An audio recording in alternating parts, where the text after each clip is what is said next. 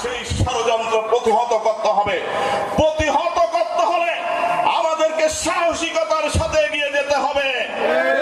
এই সাহসিকতার সাথে এগিয়ে যাওয়ার জন্য আপনাদের কাছে আহ্বান থাকবে, পিয়ার মানি বুঝেন, অন্ধকারে ডিল মারা, অন্ধকারে ডিল মারা। পিয়ার মানে আমি ভোট দিলাম, সিলেট থেকে এখানে একজনকে এমপি বানাইয়ে দিল, সেটা কি হয়? আমরা দেখতে হবে, চিনতে হবে, বুঝতে হবে সেই ব্যক্তি কিরকম মানুষ, সেটা শরীয়ত সম্মত। ইসলামিক দল আপনি করেন, শরীয়ত বুঝেন না? শরীয়তে কি বলে?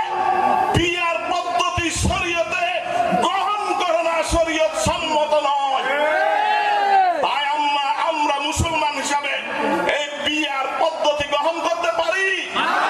কখনো পারি না। যদি গ্রহণ করি তাহলে ঈমান চলে যাবে।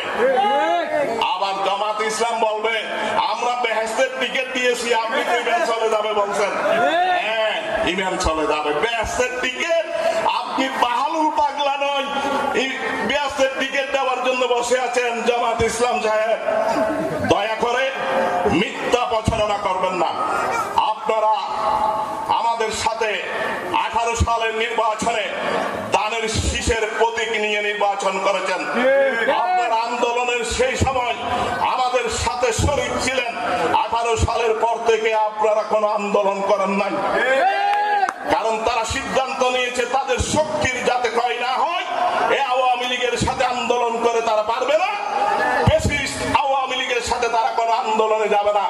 কিন্তু হঠাৎ করে 23 সালের 28 অক্টোবরে সেই তৎকালীন স্বরাষ্ট্রমন্ত্রী আসাদুজ্জামান কামালের সাথে আঘাত করে শাপলা চত্বরে সভা করেছিল।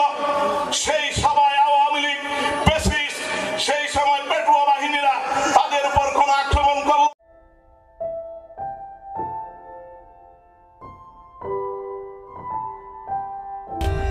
For more updates, subscribe to our channel, click the show links and enjoy watching the videos.